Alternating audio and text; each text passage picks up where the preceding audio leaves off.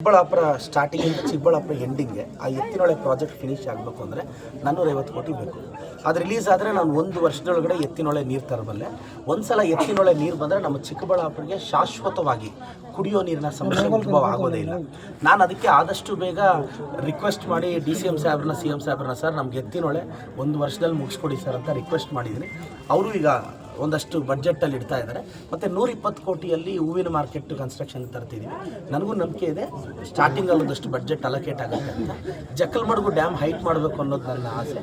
ಆದರೆ ಅಲ್ಲಿ interstate issue ಬರುತ್ತೆ. ಮಾನ್ಯ ಚಂದ್ರಬಾಬು ನಾಯ್ಡು ಅವ್ರನ್ನ ಅಲ್ಲಿ ಪವನ್ ಕಲ್ಯಾಣ್ ಅವ್ರನ್ನ ಮಾತನಾಡಬೇಕು. ಯಾಕೆಂದರೆ ಇಲ್ಲಿಂದ ಹೈಟ್ ಮಾಡಿದಾಗ ಈ ನೀರು ಆಂಧ್ರಕ್ಕೆ ಕಡಿಮೆ ಹೋಗುತ್ತೆ. ಆಗ ನಿಮಗೂ ಗೊತ್ತು ಬಾಗೇಪಲ್ಲಿ ಎಲ್ಲ ಅವಾಗ ತುಂಬ ದೊಡ್ಡ ಮಟ್ಟದ ಗಲಾಟೆ ಆಗಿತ್ತು. ಸೊ ಇದನ್ನು ನಾವು ಗಲಾಟೆ ಮಾಡ್ಕೊಳ್ಬೇಕು ಅಂದರೆ ಆಂಧ್ರ ಪ್ರದೇಶ ಮುಖ್ಯಮಂತ್ರಿಗಳ ಗಮನಕ್ಕೆ ತಂದು ನಾನು ಇಲ್ಲಿರೋ ಡ್ಯಾಮ್ಸ್ನೆಲ್ಲ ಈಗ ನಾನು ಎತ್ತಿನೊಳೆ ನೀರು ತಂದುಬಿಟ್ರು ನೀರೆಲ್ಲ ಹರ್ಕೊಂಡು ಆಂಧ್ರ ಪ್ರದೇಶಕ್ಕೆ ಹೋದರೆ ನಾನೇನು ಮಾಡಲಿ. ಸೊ ಡ್ಯಾಮು ಹೈಟ್ ಮಾಡಬೇಕು ಇಂಥ ವಿಷನ್ ಇರೋ ತೀರ್ಮಾನಗಳು ತೊಗೊತಿದ್ವಿ. ಮತ್ತು ಈಗಾಗಲೇ ಇನ್ನೇನು ನಾಳಿದ್ದಿಂದ ಆಲ್ಮೋಸ್ಟ್ ಅಲ್ಲಿ ಒಂದು 40-50 ಕೋಟಿ. ನಾನು ಇನ್ನೊಂದು ಹೇಳ್ತೀನಣ್ಣ, ಈ ಕಡೆ ಏನು ಮುಷ್ಟೂರು ರೋಡ್ ಇದೆ ಕಂಪ್ಲೀಟ್ ಆ ಮುಷ್ಟೂರು ರೋಡ್ಗೆ 4-5 ಕೋಟಿ ಹಾಕಿದ್ದೀನಿ. ಇನ್ನೇನು ಕೆಲಸ ಸ್ಟಾರ್ಟ್ ಆಗಬೇಕು. ಕಂದ್ವಾರ ರೋಡ್ಗೆ 8 ಕೋಟಿ ಹಾಕಿದ್ದೀನಿ. ಈ ಎಲ್ಲ ಸಿಟಿ ಕನೆಕ್ಟ್ ಮಾಡೋ ರಸ್ತೆಗಳ ಮೇಲೆ 40 ಕೋಟಿ ಹಾಕಿದ್ದೀನಿ. ದಿನ್ನೆ ಹೊಸಳ್ಳಿ ರೋಡು ಎಲ್ಲ ಅದೇನು ಇನ್ನೊಂದು ವಾರದಲ್ಲಿ ಕೆಲಸ ಸ್ಟಾರ್ಟ್ ಆಗುತ್ತೆ. ಮತ್ತು ಇನ್ಮಿಂಚನಹಳ್ಳಿಗೆ 3 ಕೋಟಿ ಹಾಕಿದ್ದೀನಿ. ಜಡಲ್ತಿಮ್ನಹಳ್ಳಿ ರಸ್ತೆಗೂ 1.25 ಕೋಟಿ ಹಾಕಿದ್ದೀನಿ. ಇದೆಲ್ಲ ಇನ್ನೇನು 2-3 ದಿನದಲ್ಲಿ ಕೆಲಸ ಸ್ಟಾರ್ಟ್ ಆಗೋಗುತ್ತೆ. ಅದು 1 ಕೋಟಿ ರಿಲೀಸ್ ಆಗಿತ್ತು ಸರ್. ಸ್ವಲ್ಪ ಅಲ್ಲಿ ಟೆಕ್ನಿಕಲ್ ಇಶ್ಯೂಸ್ ನಿಂತಿದೆ, ಅಲರ್ಟ್ ಆಗಿದೆ, ಅದನ್ನು ಫಿನಿಶ್ ಮಾಡ್ತೀವಿ. ಈಗೆಲ್ಲ FD ಅಪ್ರೂವಲ್ ಆಗಿದೆ. ಜಸ್ಟ್ ಇನ್ ಫೈನಲ್ ಒಂದು CEO ಒಂದು ಕ್ಲಿಯರೆನ್ಸ್ ಕಾಯ್ತಾ ಇದ್ದೀನಿ. ಅದಾದ್ಮೇಲೆ ನಾನು ಗುದ್ಲಿ ಪೂಜೆ ಮಾಡ್ಬಿಡ್ತೀನಿ. ಸರ್, ಗೊಲ್ದೊಡ್ಡಿ ಗ್ರಾಮದ ಸಮಸ್ಯೆಗಳು ಮೇಜರ್ ಆಗಿ ಏನೇನು ಕಂಡು ಬಂತು ಸರ್? ಪೆನ್ಷನ್ನು ನೋಡಿ, ಇಲ್ಲೊಂದು ಗೊಲ್ದೊಡ್ಡಿ ಮಾತಾಡ್ತಿದ್ದೆ. ಒಂದು ಸರ್ವೆ ನಂಬರಲ್ಲಿ 20 ಮನೆ ಕಟ್ಟಿಬಿಟ್ಟಿದ್ದಾರೆ.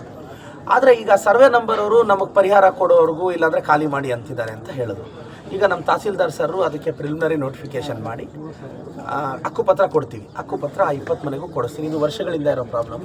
ಇದನ್ನು ಆದಷ್ಟು ಬೇಗ ಸಾಲ್ವ್ ಮಾಡ್ತೀವಿ. ಮತ್ತು ದರ್ಖಾಸ್ತಲ್ಲಿ ಯಾರೆಲ್ಲ ಹಾಕ್ಕೊಂಡಿದ್ದೀರೋ ಪ್ರಾಮಾಣಿಕವಾಗಿ ಕ್ಲಿಯರ್ ಮಾಡಿಬಿಡ್ತೀವಿ ಸರ್.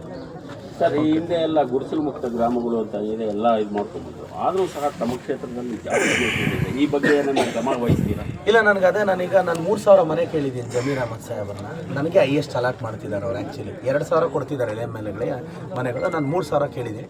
ನಾನು ಜಮೀರ್ ಸಾಹೇಬ್ರಿಗೆ ಇನ್ನೊಂದು ಸಲವಾಗಿ ನನಗೆ 4000 ಮನೆ ಬೇಕು ಅಂತ ಏನಾದರೂ ಮಾಡಿ ರಿಕ್ವೆಸ್ಟ್ ಮಾಡ್ತೀನಿ.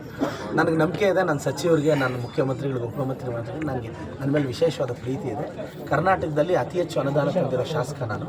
ಅದು ನಿಮ್ಗೆ ಈಗ ಒಂದೊಂದೇ ಸ್ಟಾರ್ಟ್ ಆಗುತ್ತೆ. ಯಾಕೆಂದರೆ ಗುದ್ಲಿ ಪೂಜೆಗಳೆಲ್ಲ ಇನ್ನು ಸ್ಟಾರ್ಟ್ ಆಗುತ್ತೆ. ಮತ್ತು ಇನ್ನೊಂದು ಗೊಲ್ಲಳ್ಳಿ ಮತ್ತು ಈ ಭಾಗ 50 ಲಕ್ಷ ಹಾಕಿದ್ದೀನಿ. ಮತ್ತು ಇನ್ನೊಂದು ನಾನು ಚಿಕ್ಕಬಳ್ಳಾಪುರದ ಪ್ರಮುಖ 31 ವಾರ್ಡ್ಗೂ ನಾವು 21-22 ಅಭಿಯಾನ ಮಾಡ್ತಿದ್ದೀವಿ.